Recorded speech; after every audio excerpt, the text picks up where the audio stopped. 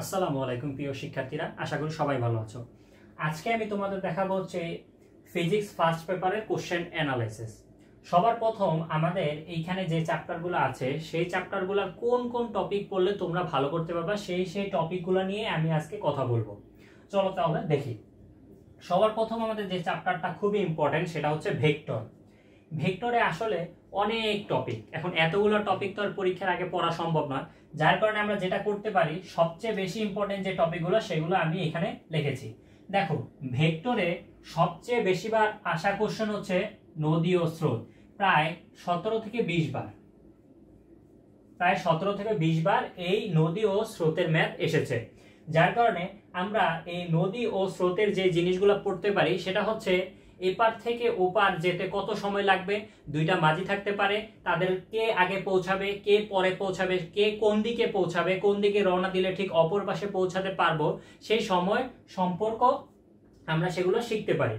নদী ও স্রোতের যাবতীয় যতগুলো বোর্ড কোশ্চেন আসে সবগুলোতেই মোটামুটি দেখা যায় যে কোন দিকে রওনা দিলে অপর পাশে পৌঁছাবে, কত ডিগ্রি অ্যাঙ্গেলে রওনা দিতে হবে, তারপরে কে আগে পৌঁছাবে, অপর পাশের দূরত্ব নির্ণয় করে, এই রিলেটেড যে কোশ্চেনগুলো আছে সেই কোশ্চেনগুলো তোমরা ভেক্টরের চ্যাপ্টারে সবার প্রথম করে ফেলবা। এটা হচ্ছে অ্যারাউন্ড 3 স্টার। আচ্ছা, তারপরে যদি আমরা দেখি লব্ধি বেগ। লব্ধি বেগ বলতে হচ্ছে দুইটা ব্যক্তি দেওয়া থাকতে পারে, একে অপরের সাপেক্ষে তাদের আপেক্ষিক বেগ অথবা লব্ধি বেগ অথবা প্রকৃতি বেগ নির্ণয় করো। অথবা তোমার দুইটা গাড়ি দেওয়া থাকতে পারে, সেই দুইটা গাড়ির একটা আরেকটা সাপেক্ষে প্রকৃত বেগ বা আপেক্ষিক বেগ নির্ণয় করতে বলতে পারে। খুবই ইম্পর্টেন্ট, অনেকবার আসছে।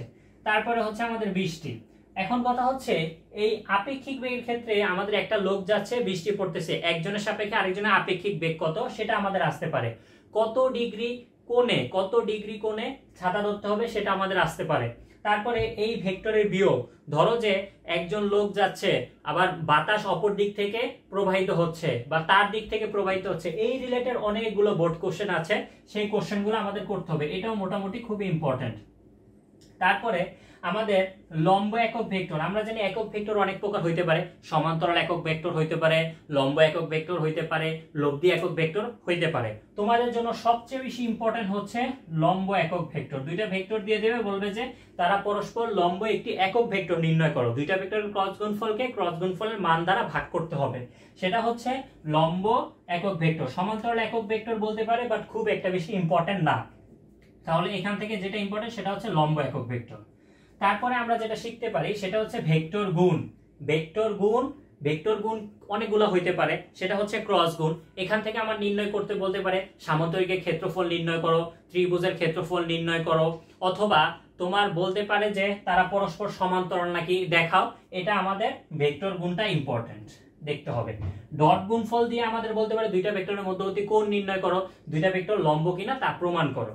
সো আমাদের এই জায়গা থেকে এই টপিকটা পড়লে হবে। লাস্ট ওয়ান হচ্ছে ক্যালকুলাস। ক্যালকুলাস 2023 এর জন্য ইম্পর্টেন্ট ছিল না, কিন্তু 24 এর জন্য খুব ইম্পর্টেন্ট। ক্যালকুলাসের ভিতরে আমরা তিনটা জিনিস আমরা যেটা পড়বো সেটা হচ্ছে কার্লস, ডাইভারজেন্স, গ্রেডিয়েন্ট। তোমাদের মাঝে মাঝে কার্লসের ডাইভারজেন্স শূন্য, এটা আসতে পারে। গুণনশীল নাকি অগুণনশীল তা নির্ণয় করো, অথবা বলতে পারে সলিনয়েড নাকি। এই জিনিসগুলো আমাদের ক্যালকুলাস থেকে ইম্পর্টেন্ট। ক্যালকুলাস হচ্ছে 3টা স্টার দিতে হবে আমাদের। ক্যালকুলাস খুবই ইম্পর্টেন্ট, ভালো করে পড়বা।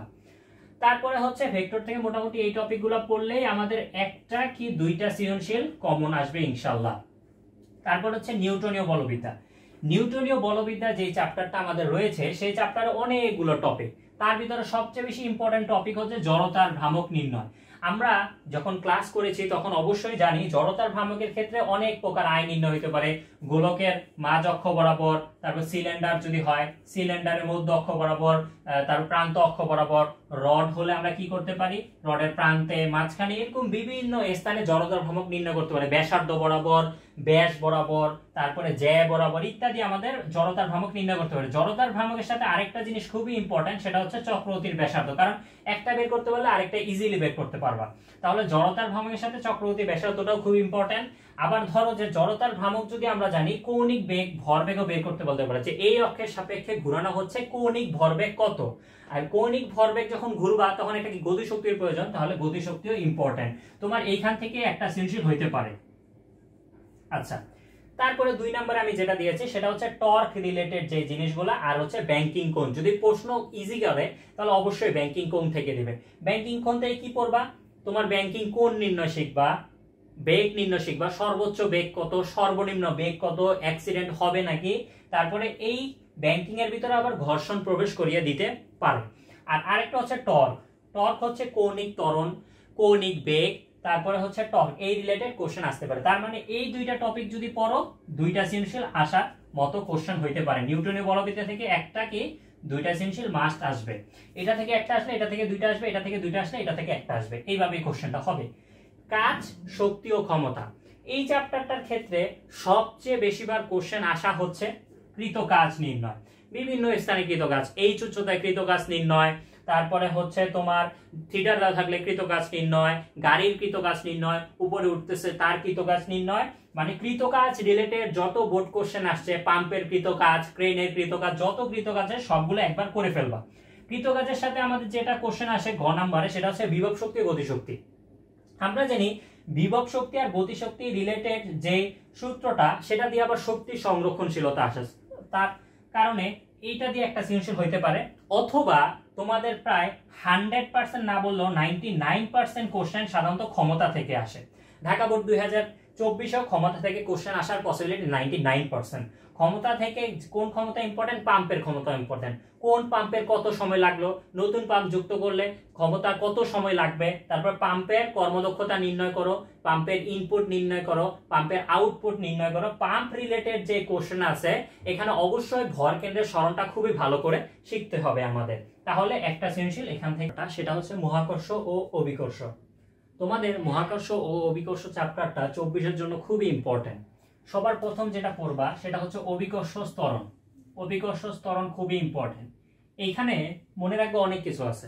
ভূপৃষ্ঠে অভিকর্ষ স্তরণ, এইচ উচ্চতায় অভিকর্ষ স্তরণ, এইচ গভীরতায় অভিকর্ষ স্তরণ, অক্ষাংশে অভিকর্ষ স্তরণ, যতগুলো সূত্র আছে খুব ভালো করে পড়বা। অভিকর্ষ স্তরণ রিলেটেড কোশ্চেন মহাকর্ষ অভিকর্ষতে আসে। এবং তোমার মহাকর্ষ যে বল, মহাকর্ষ বিভিন্ন স্থানে যে মহাকর্ষ বল, সেই বলের সূত্রটা পড়বা। অভিকর্ষ স্তরণ খুব ইম্পর্টেন্ট।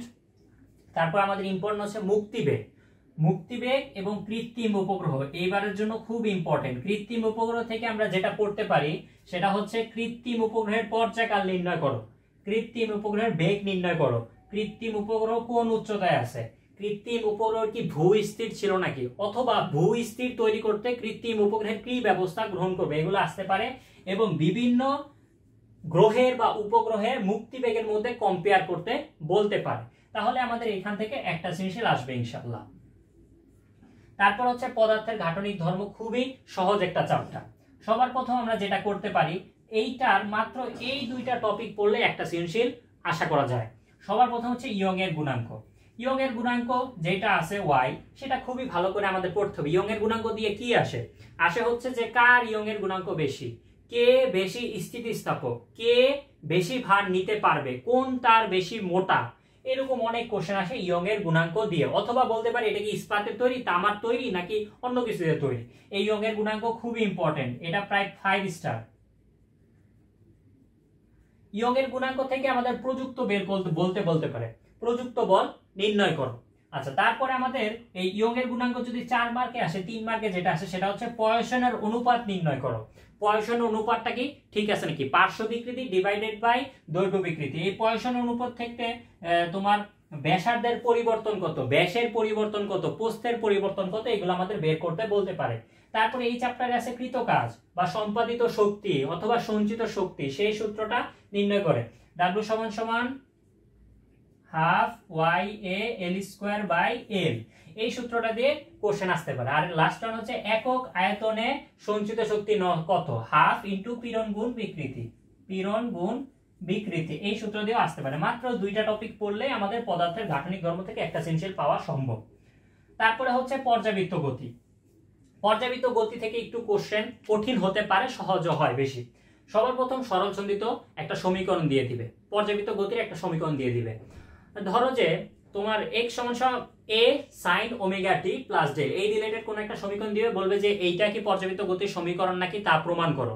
এটার বিস্তার কত, এটার কৌণিক কম্পাঙ্ক কত, পর্যায়কাল কত, আদি দশা কত, গতি শক্তি নির্ণয় করো এত সেকেন্ড পর, বিভব শক্তি নির্ণয় করো এত সেকেন্ড পর, অথবা শক্তির সংরক্ষণশীলতা হয়েছে নাকি, সেগুলো সবগুলাই সরল সন্ধিত গতির সমীকরণ দিয়ে আমাদের করতে বলতে পারে। তারপর হচ্ছে সরল দোলক। সরল দোলকটা বলতে পারে কোথায় সরল দোলক ধীরে চলবে দ্রুত চলবে এগুলো বের করতে বলতে পারে। তোমাদের কোশ্চেনে ভেরিয়েশন দিবে যে দিনে 30 সেকেন্ড সময় হারায়, দিনে 30 সেকেন্ড সময় দ্রুত হয়, তখন নতুন পর্যায়কাল কত?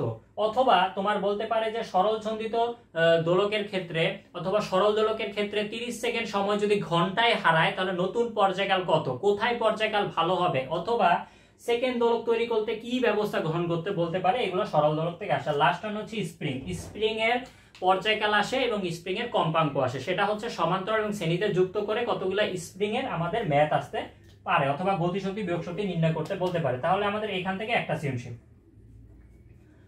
লাস্ট ওয়ান যে চ্যাপ্টারটা সেটা তো তোমরা চোখ বন্ধ করে বলতে পারো কি আসবে।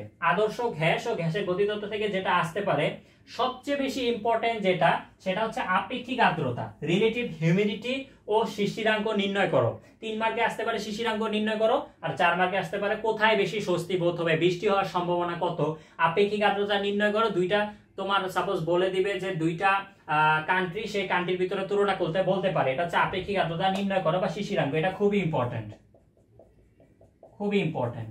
তারপরে বলতে পারে হ্রদের গভীরতা নির্ণয় করো, পুকুরের গভীরতা নির্ণয় করো, সাগরের গভীরতা নির্ণয় করো, গভীরতায় চাপ কত, আয়তন কত, একটা বেলুন নিয়ে গেলে সেটার আয়তন কত হবে, বেলুনটা কি ফেটে যাবে নাকি অক্ষত থাকবে, সেগুলো সবকিছু বলতে পারে।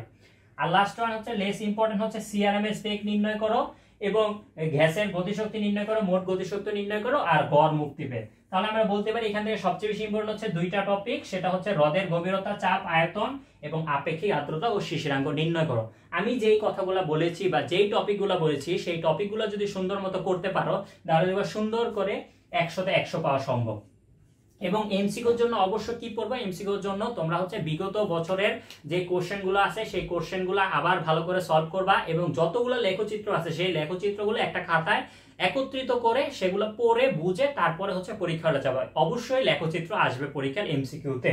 তোমরা হচ্ছে এই রিলেটেড কোশ্চেনগুলো করে ফেলো, যদি কোনো প্রকার সমস্যা হয় তাহলে আমাকে অবশ্যই কমেন্টে জানাবা, আশা করি সলভ করে দিবে ইনশাআল্লাহ। আল্লাহ হাফেজ।